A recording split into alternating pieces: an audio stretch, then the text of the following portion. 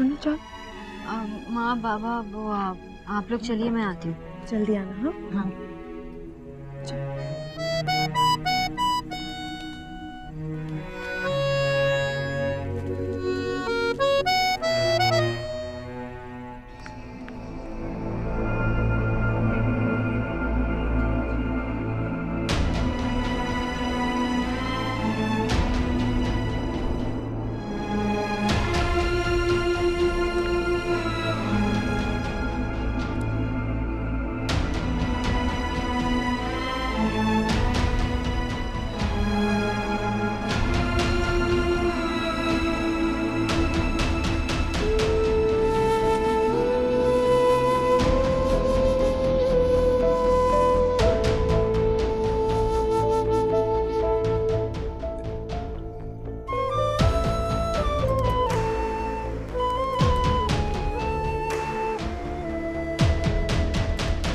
क्या कर रहे हो आप?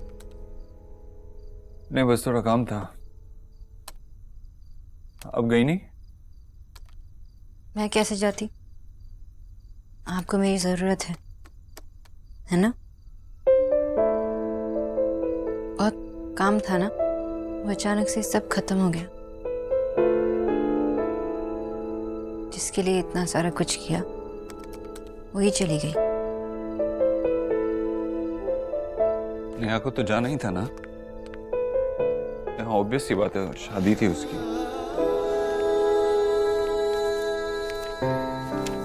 देव, मैं जानती हूँ कि आप अपनी फीलिंग्स शेयर नहीं करेंगे, अपनी रियल फीलिंग्स किसी के साथ शेयर नहीं करेंगे। लेकिन मैं इसलिए यहाँ पे आई हूँ ताकि मैं आपको बता सकूँ कि I am still your friend.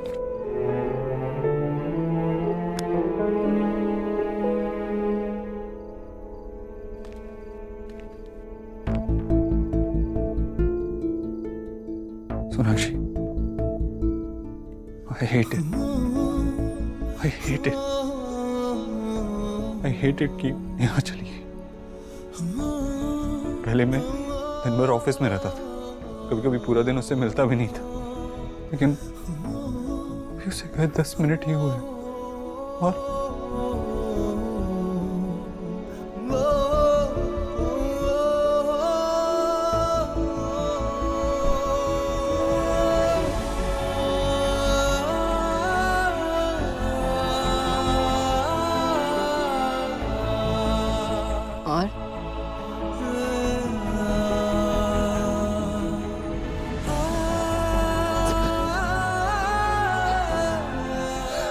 I miss her. I really miss her. क्यों चली गई वो? क्यों चली गई? नहीं नेहा, चली गई। It's okay देव, आपके मन में जो कुछ भी है आप बोल दीजिए। अगर आप मुझसे नहीं कहेंगे तो मेरे होने का क्या फायदा?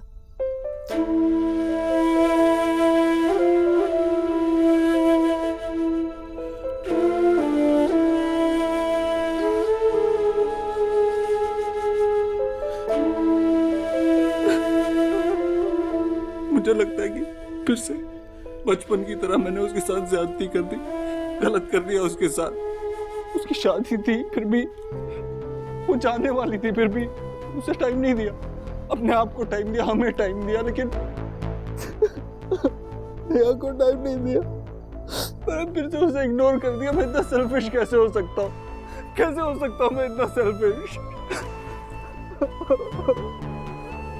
देव, आपने नेहा से पूछा कि उसे अभी भी ऐसा लगता है कि आपने उसे इग्नोर किया? ये जानने के लिए मुझे उससे मिलने या उससे बात करने की जरूरत नहीं है।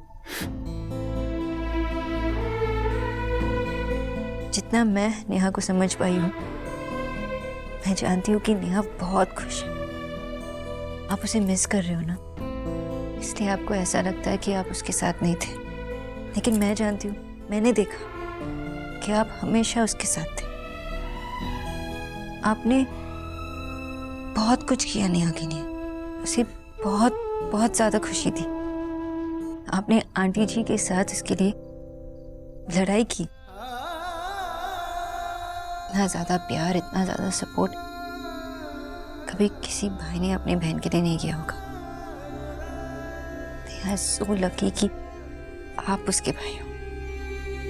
मैं आपसे झूठ नहीं बोलूंगी, I promise। पर वो चली गई, अब मैं उससे रोज मिल नहीं पाऊँ।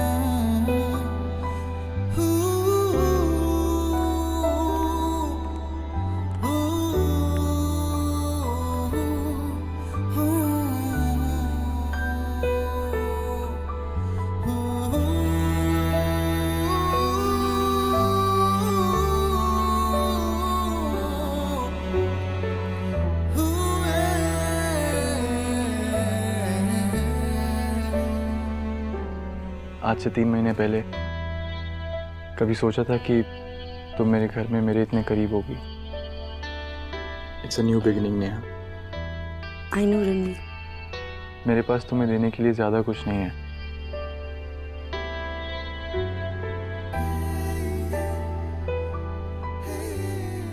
बट आई प्रॉमिस मैं कोशिश यही करूंगा कि तुम्हें हमेशा खुश रखूं। रणवीर, मेरे लिए इससे ज्यादा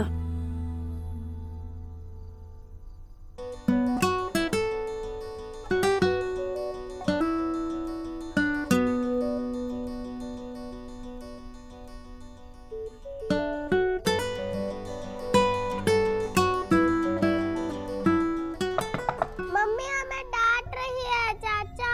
चुप, बिल्कुल चुप, शोर नहीं करना है। सोने दो उनको। ये चलो यहाँ से। मैं जाकर देखता हूँ। ओके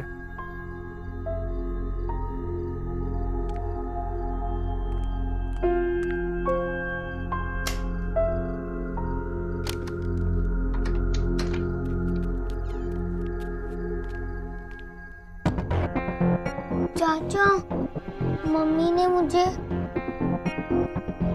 कुछ नहीं किया।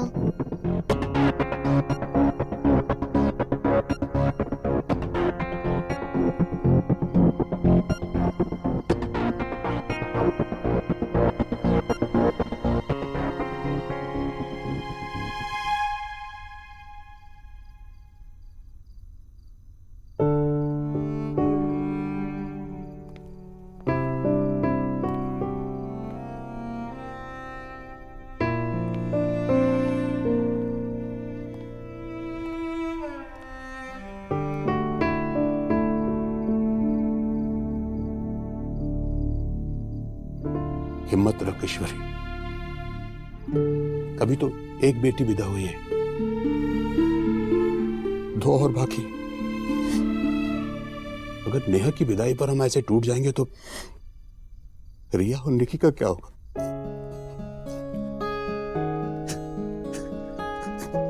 भैया, आप तो ऐसे ना रोइए भैया। क्यों भाई, नेहा तेरी अकेली की बेटी है?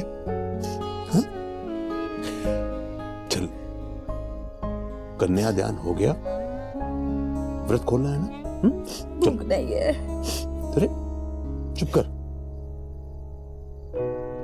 तेरी विदाई के वक्त माँ को भी खिलाया था मैंने, जैसे आज तेरे लिए खाना लेकर आया हूं।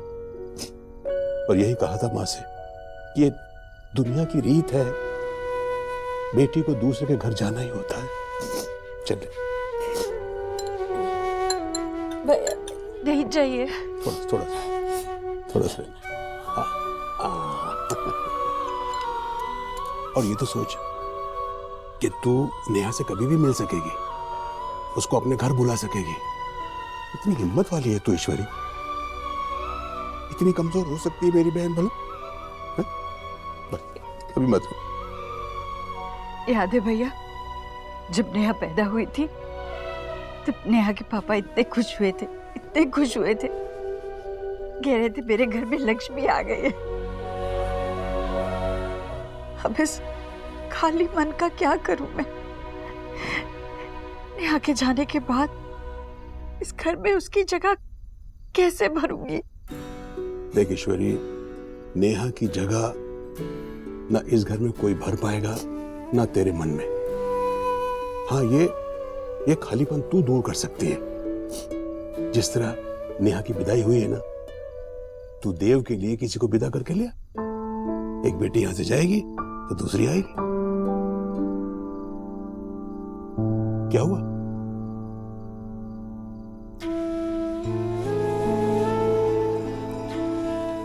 भैया, हाँ? एक बात पूछूं? हाँ बोल। मैं हमेशा से अपने आप से ज्यादा भरोसा देव पर करती आई हूँ, हमेशा से। मेरा ये मानना है कि देव के मन में कभी भी कोई बात होगी तो वो सबसे पहले आकर मुझे बताएगा। अगर उसकी जिंदगी में ऐसी कोई लड़की भी है जिसे वो चाहता है या उससे शादी करना चाहता है, तब भी वो सबसे पहले आकर मुझे बताएगा। हाँ, तो इसमें तू मुझसे क्या पूछना चाहती है? ये मेरा मानना है, पर क्या ऐसे होगा? क्या देव कोई भी बात पहले मुझे बताएगा? पगली, देव तेरा बेटा है ईश्वरी। फिर अचानक ये उसकी नीयत और उसकी सच्चाई पर शक क्यों करने लगी तू? देव पूछता है तुझे ईश्वरी, पूछता है वो तुझे। फिर ये बेचैनी कैसे? सही कह रहे हैं आप भैया, बिल्कुल सही कह रहे हैं। देव तो मेरा इतना ख्याल रखता है कि कभी कभी लगता है कि देव मेरा बेटा है या मैं उसकी औलाद हूं। चल अभी शांत हो जा और एक बात सुन, देव जैसा बेटा किस्मत वालों को ही मिलता है, समझी? अभी दिल हल्का कर और खाना खा।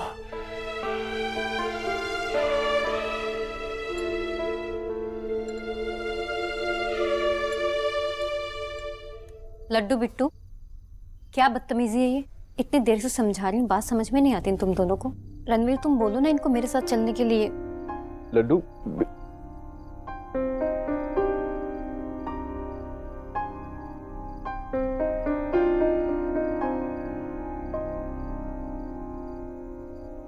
भाभी, इन्हें यही सोने दीजिए, कोई बात नहीं। नेहा, मैं सच कह रही हूँ, जब से इनके पापा आए ना, ये दोनों इतना बिगड़ गए हैं। शरारत करते थे लेकिन कभी बदतमीजी नहीं करते थे। I am really sorry Neha. It's okay भाभी। चुप, बिल्कुल चुप। अगर आपकी बात तुम दोनों की आवाज आई ना तो दोनों को बाहर पकड़ के लेके जाऊंगी। दिन भर के थके हुए हैं, 10-15 मिनट में सो जाएंगे।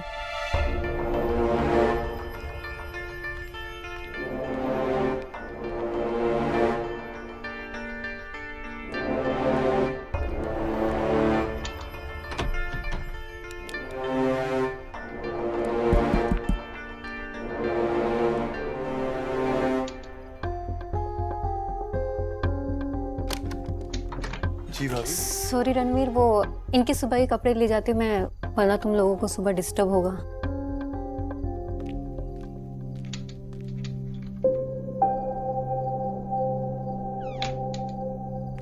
सॉरी।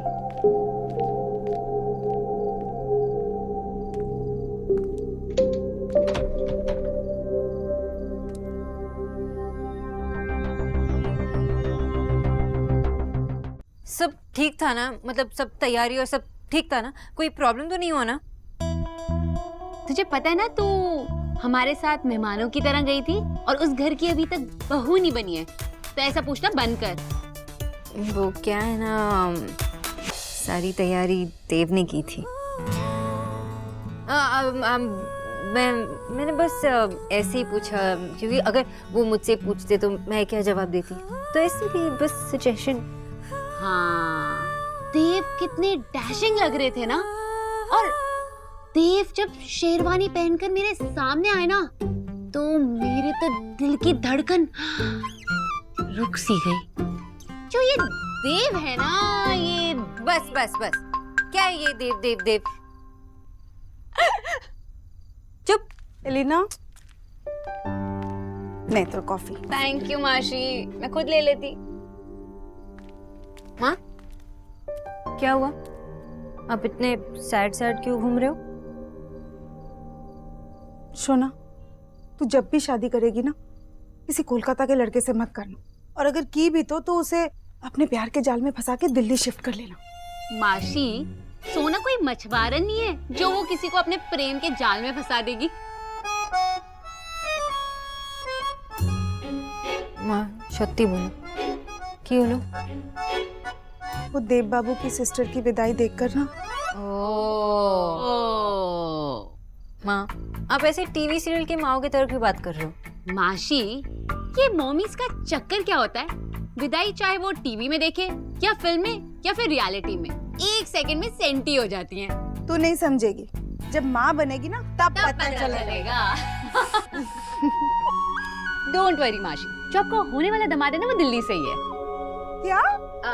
दिल्ली से है? यहीं से? कौन है? कहाँ से? अरे माशी, मेरा मतलब है कि जो होने वाला दामाद होगा वो दिल्ली से होगा।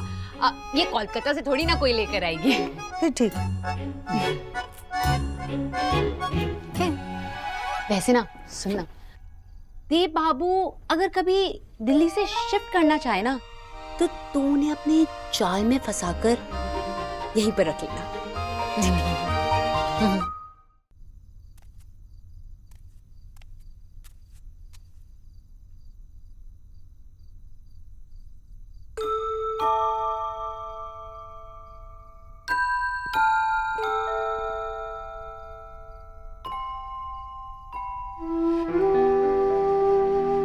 अकेले अकेले रोने का प्लान है क्या?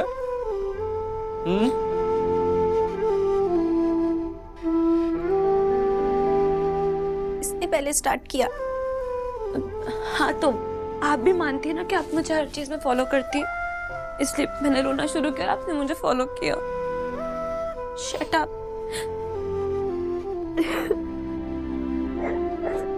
चलो बस बैठो, जाओ। आपको पता है भैया, हमेशा नियादी को चिढ़ाती रहती थी कि जब उनकी शादी हो जाएगी ना, तो उनका रूम मैं ले लूंगी। पर भैया मुझे उनका रूम नहीं चाहिए, मुझे नियादी चाहिए। और अब मुझे रियलाइज हो रहा है कि उन्हें सब चढ़ाने में मजा आता था। नेहा के जाने से एक चीज बहुत अच्छी हुई है, आज हम उसे इतना मिस कर रहे हैं कि ये सारी आइसक्रीम खाने से हमें कोई नहीं रोक सकता। ओके, मैं खा लेता हूँ। यम्मी है। भैया आपको याद है आपका और नेहा दी का वो बर्फ के गोले वाला इंसिडेंट? कौन सा? जब हम छोटे थे ना, तो भैया हमारे लिए ना स्कूल से आकर कभी कभी बर्फ का गोला लाया करते थे। मेरे लिए तो कभी नहीं लाए। स्टूपिड, तू बहुत छोटी थी। हाँ। खा भी नहीं सकती थी। तो जो भी लाना तो चाहिए था। अब मैं आगे कहूँ या नहीं, वो बर्फ के गोले वाला ना हमारे घर से थोड़ा दूर बैठा करता था, तो भैया दौड़कर उसके पास जाते और हमारे लिए गोला लाया करते। एक बार पता है क्या हुआ? नेहा दी का गोला ना थोड़ा पिघल गया, तो नेहा दी ने गुस्से में भैया से पूछा कि मेरा गोला क्यों पिघल गया? तो भैया दी को समझाते रहे कि गोले वाले ने तेरा गोला सबसे पहले बनाया, इसीलिए। लेकिन वो तो नेहा दी ठहरी, मानी नहीं। और पता है क्या किया? गुस्से में आके पूरा का पूरा गोला भैया की शर्ट पे फेंक दिया। फेंका नहीं था, गिर गया था। आप तो उनकी साइड लोगे ना। गिरा नहीं था भैया, फेंका था। नो, फेंका नहीं था, ऐसे नाक पे लग गया था। भैया ऐसे गिरा नहीं था, ऐसे फेंका था। आई विश नेहा दी भी अभी हमारे साथ होती। सुनो, नेहा दी अभी अपने सबसे फेवरेट इंसान के साथ में खुश हैं। अब नेहा दी की खुशियों में शामिल तो हो। Relax, okay? Come on, take it now. Low